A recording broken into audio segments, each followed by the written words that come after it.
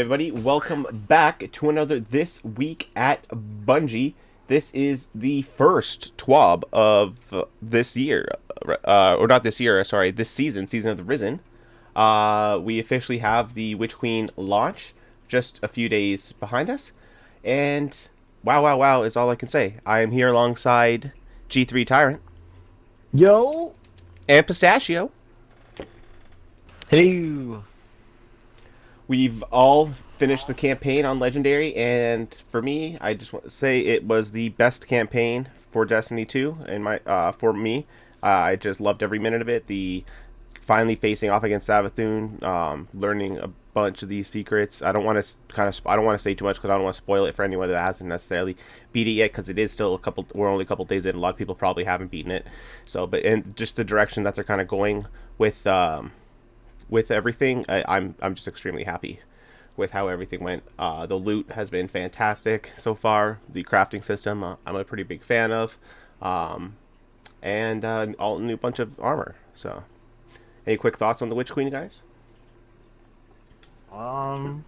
definitely the most like self-gratifying campaign I've played in Destiny. I mean, I normally only get that feeling when we do raids. So playing the game on Legendary difficulty, and again, I played, I think like half of it solo, and then I got helps in certain spots, and it just felt like playing Dark Souls for me. So when I beat a boss, I feel very, very good about myself. So I think it definitely did that for me. So storytelling very strong.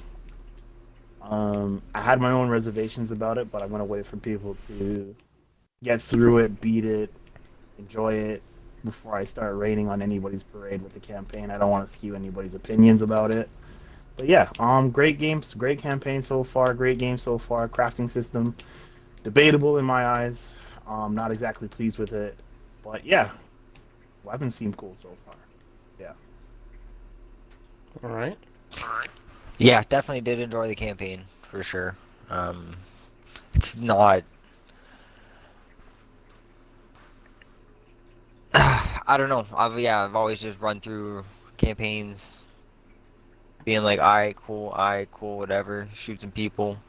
But I don't know. Definitely wasn't I pulled felt X and go to the next room. like yeah, like I felt definitely like more involved. I don't know than with others. Yeah, Like it just drew me in more. I guess like I don't know. I I don't know. completely share that There sentiment. is something different about this campaign, for sure. yeah. Okay. Well, let's get right into the TWAB then. They want to start off here just by letting us know, obviously, that the Witch Queen is here, and everyone to jump right into that. Along with the Witch Queen, we have the Season of the Risen, with weapon crafting and shaping artillery. There's new exotics, top of brand new campaign filled with horrors, challenges, and adventure around every bend and twist that will make your heart hurt. They said for newly cemented yet unsteady alliance with Kaitel, aka Caitlyn, with a C. Her cabal against the Lucent Brood to the new 3-player PsyOps battleground activities. The season of rest. Get it? Because Season of the Lost lasted in 6 months. Oh, okay. They're making a joke because the last season was very long. Yeah, tell me about Is it. in the rearview mirror. It's time to don those lion ramparts. It says lion ramp. You're doing well. It says don those lion rampants though, so and do some damage. But I guess it meant to say lion ramparts, but that's okay. I got confused there for a second. I was like, is that something I don't know about? Also, the new Void 3.0 changes are live and free to all players, and I'm so far loving my 3.0 changes on the Hunter. There's a few things I have a few issues with potentially, but there is still more to unlock once we beat the raid. We get a few more aspects, or not aspects. We get we get the aspects, right? The other ones are fragments. I can't always mix them up. I believe it's fragments is what we're waiting for. We have all the aspects for Thank now. you. Okay, yeah, I always get them mixed up. And then there's always the new Glaive Weapons that is new as well. It's absolutely fantastic. Having a lot of fun with it. The very first experience with it in the legendary campaign was rough because everything hits you so hard, and the glaive just doesn't do enough damage. It was a very bad experience. But now using it outside the legendary campaign, I absolutely love it. There's new. Yeah, I definitely can see that. Oh, you get some Devour going on, and you're just tearing through everybody. Doesn't even matter. Yeah. And as a hunter and titan, we can get Devour as soon as the raid is over. That's one of the other fragments for us to put on, which is awesome. I love it. Gotta love it. There's a new Cabal-inspired armor, which actually looks very spiffy and cool. I'll actually throw up a photo of that for everybody to take a look at. There's some new weapons, a whole new set of weapons to get. There's a breech-loaded kind of like grenade launcher. There's a machine gun. There's a sniper. There's a scout rifle. There's a bow and an auto rifle. These are all obtained in the PsyOps missions, by the way, from the season this season. They also wanted to say that there is also a new exotic machine gun called the Grand Overture, which is, I believe, the one in the season pass. Yes, it is. Okay. And moving on from there, they say, be a light in real life by doing some good. Why just be a light in game when there's so much good that could be done in the real world? Their annual Game2GIVE charity event is back, and they have quite a few surprises over the proverbial sleeves in terms of prizes that they will have in store for us. They have a giant wheel to get their inner Star Horse on, but a bit more on that in a bit. They said, for now, the lowdown on the latest charity initiative with the Bungie Foundation, the team has provided the following details below. They first off want to mention that their hearts are with their friends and family that are affected by the devastating events going on in the Ukraine right now, and to help them, they'll be donating 100% of the proceeds of the first 48 hours of their Game2GIVE drive to humanitarian aid efforts in response to the ongoing conflict. For any Guardian looking for ways to help, you can donate directly to any of the following organizations. And there is a link to Direct Leaf, Voices of Children, and the International Rescue Committee, which I will also leave a link for all of those in the description down below. Here's what you can expect for the next week ahead for the Game2GIVE Part 2. It runs between February 24th and March 2nd. Sorry. Your support will propel the Bungie Foundation's charitable work across 3 pillars: children's health and well-being, humanitarian aid, and inclusion, diversity, and equity. Again, it says equity efforts, but I feel like it should be equality efforts, but unless I'm getting the word wrong. But it's EQUITY. So it sounds like equity to me, unless... I'm not smart. Keep moving. Okay. I feel like I should look that up after, because I feel like maybe I'm getting that one wrong now. But anyways, they're so humbled by the generosity of the Bungie community to date, which has raised $1.6 million, and they've helped us reach their goal of $2 million that crushed the previous campaign record.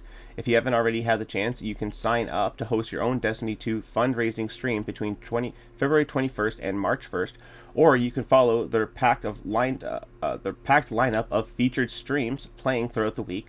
They also have some awesome prizes for everyone throughout the various fundraising milestones that include the coveted Metagallic Bloom emblem for those who've raised $2,500 or more. So they go over a few of the rewards. These are some of the same rewards that we actually have seen before, but I will throw them up for everybody to check out again. There is the Ultrax Pura MK1 exotic ship at $50 US+. At $35 US+, you get the High 5 Heart exotic multiplayer emote. At $20 US+, you get the Arc Propellant emblem. And at $10 US+, you get the Lightkeeper emblem. They will be wrapping up the event on March 2nd with their own stream, and if they don't want to miss it from 10 a.m. to 12 p.m. Pacific Standard Time, they'll have a chance to not only see some fun 30th anniversary gameplay with some of the Destiny 2 devs, but also have a chance to win some incredible donor incentives that will only be available during their stream, awarded via their 6-foot tall prize wheel that will only be available on their stream. So tune into Bungie's Twitch channel for all of that. So along with the incentives I just listed the ones that were $50 and lower, but for $100, players can pick a player to inverse controls for a match. At $200, you spin the prize wheel. At $500, you get a dramatic lore reading. At $1,000, you get your name shout out in a future TWAB. And for $5,000, first players from the community to tour Bungie's new studio when it's finished, eventually. Studio tour for a 3-player fire team, limited to the first 5 donors.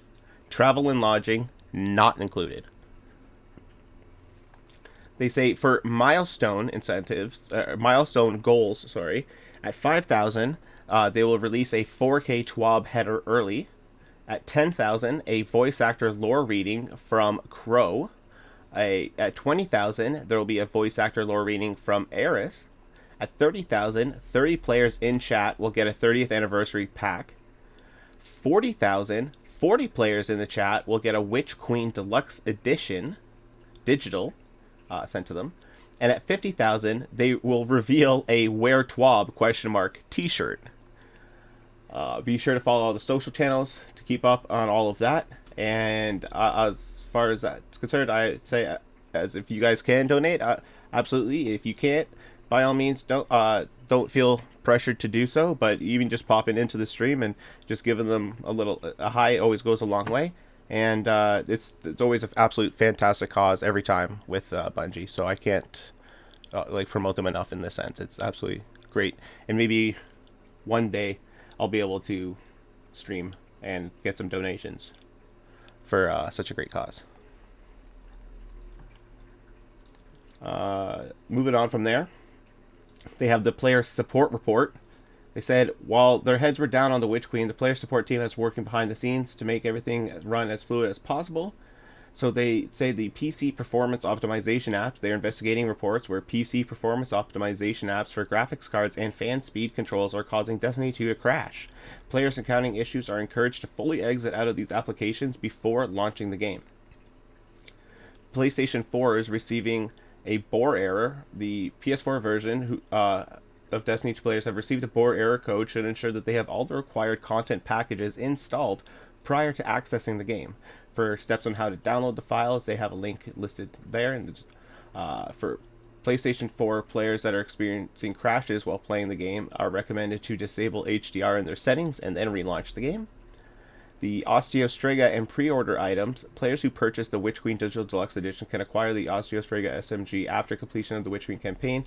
Pre-order specific rewards can be acquired from Raoul in the tower upon login. Photosensitivity warning. Back in September, they shared more about their initiative to making sure that all players who want to enjoy Destiny 2 can. This included many areas of making the game more accessible, including areas of game design that can negatively impact those with photosensitivity concerns. In Mission 3, The Ghosts of the Witch Queen campaign, there is an instance leading up to the boss where players will encounter a dark, enclosed space with swarms of enemies pairing with the quick flashes of combat. This can pose a special risk for those with photosensitivity or those that live in a household with someone that does. The team is aware of this and is currently investigating what the next steps might be. In the meantime, here are some tips for those who have photosensitivity issues. Sit at least 2 feet away from the screen when possible.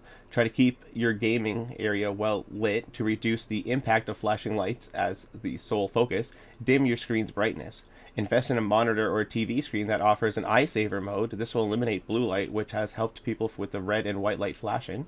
Some monitors often offer glare guards and flicker-free settings. Blue light filtering glasses are also under review to help and are aware of several members of their team that use them when diving in themselves. They say try not to play the game if you're in a state of extreme exhaustion.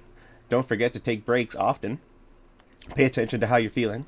If you start to feel off, don't ignore that. Identify what triggered that change in feeling and take a moment to step away. In extreme instances, you can also alternate covering one eye with the other and switching off periodically. This is especially helpful for focal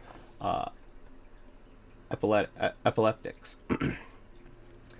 They say try not to play anything when you are home alone if possible. If you live alone, have a plan in place with a close friend or neighbor should you need help. Play around with the in-game settings. If you do have any issues with photosensitivity, talk to a medical professional about what you can do to reduce instances and disable motion blur if applicable. There are some known issues that they go over here. The class of its own ornament for the Vex Mythoclast has a placeholder icon when viewed in collections. The color appear duller or inverted when HDR is enabled. The Night's Chill shader is displaying incorrect textures when applied to gear. Yep, that's the one that we already saw. It's absolutely fantastic, and it is Looks like a candy hilarious. cane. Yeah, it's straight up like a candy cane, like a watermelon candy cane. Watermelon cake. The Overload Auto Rifle and SMG Artifact mod do not disrupt the health regeneration of Overload champions after a stun. Hunters cannot cancel out of a Glaive melee combo by using their class ability. I was literally just talking about that I tried to hit dodge, and I can't dodge, and I keep doing the Glaive melee, and it's super annoying. The Glaive melee kills do not count towards kill tracker progress and certain melee triggered perks. Certain ghost tracking mods do not display destination materials or chest locations when in the throne world. Thank you. I knew something was wrong with that because I always have that on. It's very annoying. It's weird because I have it on my, and I see I have the one on for at like 50 or whatever, and I get all the chests and all the little like it's not picking planetary up material. Everything for some reason. It picks up a few get, like, things, but I don't everything. get everything. I feel like I get everything. That's weird. The Constellation Tracer Ship, Winning Streak Sparrow, and the Bright Cycle Shell do not properly display lights when certain shaders are applied. Some players are unable to equip the MMXXI title.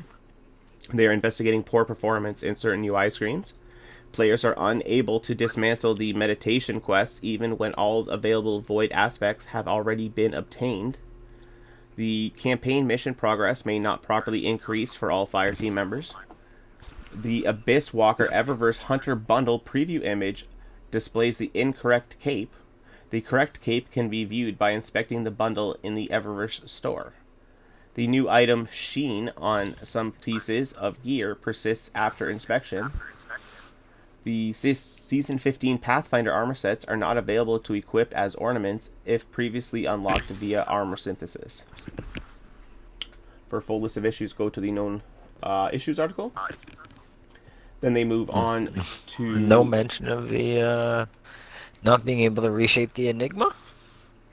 No, doesn't seem like anybody's having that issue.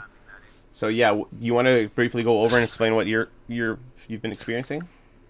Regardless of whether I have it equipped or locked, it just continues to tell me I need to unlock it or unequip it before I reshape it. I reshaped it do just anything. fine. That's odd. So did I. Yeah, no, yeah. Have you tried, maybe try putting it in your vault and not having it at all, and then going to the machine and see if it still thinks you have it, and maybe that'll fix it thinking you have it, and then take it back out. I just thought of that right now, but yeah, it is very weird because it seems to be Yeah, bugged. well, like, I dismantle it and make a new one. Yeah, like I reshaped it once already. But then yeah, going to do it again, it just And when you reshaped it the first time, it didn't actually trigger it for the quest. It just stayed frozen on your screen and wouldn't leave. Right? Well, no. Like I reshaped it before it was level 3, so I couldn't change the like. So you did it before the quest wanted you to do it, essentially. Yeah. And that might have I caused did the this same ruckus. thing, and it was a little weird. All I ended up doing was picking the perk it wanted, and then I crafted it, and then when I went to reshape it, I took off the enhance, and then I put it back on, and it worked. Okay. So yeah, so it seems to be an That's issue. something we'll have to explore. Yeah. But that does seem to be an issue, so hopefully some others have also had it and we get it reported and see what's going So on. whoever is listening to this, please do not reshape your glaive until absolutely necessary. Yeah. Moving on from there, they have the movies of the week. They're always fantastic. Then they have the artists of the week, which are just absolutely stunning as per usual. And then the final message is, they say Guardians don't need sleep, but we do. To say this week has been an amazing wouldn't be doing it justice, but they are just getting started. Old enemies will be conquered, new threats will reveal themselves, and we'll all be running around with our stabby murder sticks, aka glaives, and be ready for it all. Space Horse also says hi, while he's watching from the madness unfold in the safety of Dares of Eternity, which is also actually experiencing a bug right now. A lot of players are saying that once they finish their first 2 runs, their third run where they can claim the powerful, it just nothing happens. The entire when you get to the final room, it doesn't even start the encounter. And same thing for when you're trying to get the 200,000 for the pinnacle, it is not working. People have done it multiple times in a row, and it doesn't appear to be working. So that is also a bug. But that does it for the TWAB. It was a short one this week, which is fine with me, because I have a lot of Destiny 2 to keep playing, and a lot of stuff to keep recording, and a lot of videos to keep editing through. So, any final thoughts here, fellas? Yo, I want to be able to consume my nade again. Oh yes, yes. He wants for Devour. He wants to be able to consume his grenade. He doesn't want to have to proc it off of a kill per se first. He wants to be able to take it from the grenade to heal instantly. Yeah, yo. Get a vortex grenade, and I gotta wait for this man to stand in the grenade to die, and then I get Devour. I could have been dead by then. I hit him with the melee. Okay, geez. But I'm a warlock. I don't one-shot melee very much. So my options are limited here. So I'm gonna have to shoot the thing and then hit it with the melee, and it's I'm dead by then. I could have just taken cover and consumed a nade. That is hilarious and very sad. Yeah. At the same time. It is very funny. Any final thoughts there, Tyler? In all honesty, I'm sure this is gonna make you smile once I say it. I was ready to give up on Destiny, and I'm happy that I didn't. This DLC, for all its faults that I may have with it, I'm very happy that I'm playing. It does bring a smile to my face, because I absolutely love Destiny. You guys know that. Yes. People watching should know that by now, because the way I talk about it. Yeah, I will deeply push so much. For my God. Anyone who's quit. No, seriously, anyone who's actually quit and has been looking for a reason to come back and play. I know Beyond Light was kind of like that tone setter. It was yeah, you should come back now. Big things are happening, and the game is in a good spot.